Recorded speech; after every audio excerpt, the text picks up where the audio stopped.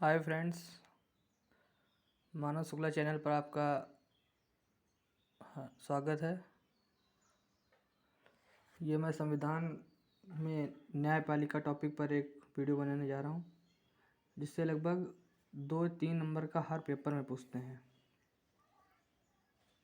न्यायपालिका 2 भागों में बटी होती है, उच्चतम न्यायालय और उच्च न्यायालय। तो सबसे पहले हम उच्चतम न्यायालय के बारे में बात करेंगे। इसका मुख्यालय दिल्ली में है। अधिकतर ये पूछा जाता है कि उच्चतम न्यायालय का मुख्यालय कहाँ है, दिल्ली में। इसमें मुख्य न्यायाधीश की संख्या 1 होती है और अन्य न्यायाधीशों की संख्या 30 होती है।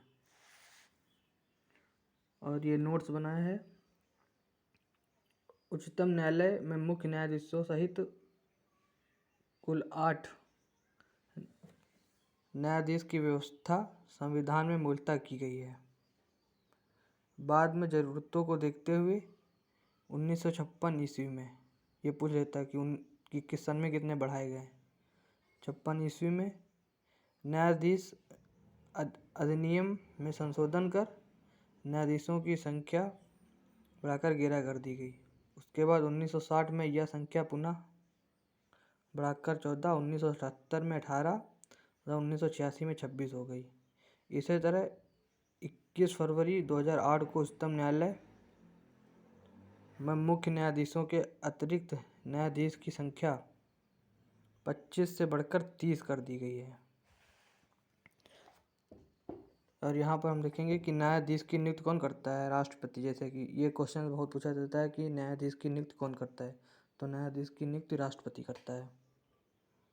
और न्यायाधीश की एक बार नियुक्त होने के बाद 65 वर्ष तक कार्यरत रह सकता है। मतलब ये भी प्रश्न पर पूछा जाता है कि न्यायाधीश कितने दिनों तक कार्यरत रह सकता है, तो न्यायाधीश देखते हैं 65 वर्ष तक कार्यरत रह सकता है।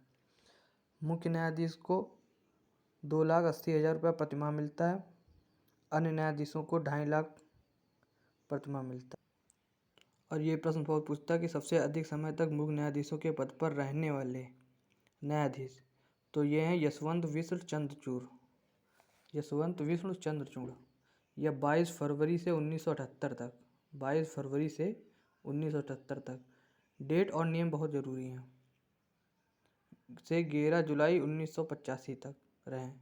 और ये भी पूछता सबसे कम समय तक मुख्य न्यायाधीश के पद पर रहने वाले कमल नारायण सिंह। ये भी बहुत पूछा जाता है। 26 जनवरी 1991 से 12 दिसंबर 1991 तक, मात्र इतने ही दिन रहे वो।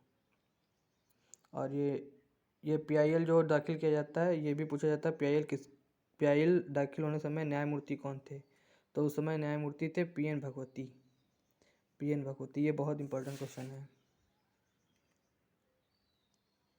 और ये भी पूछा जाता है कि उच्चतम न्यायालय के न्यायाधीश के लिए योग्यताएं क्या क्या होनी चाहिए। तो आइए देखते हैं। पहली बात तो भारत का नागरिक होना चाहिए।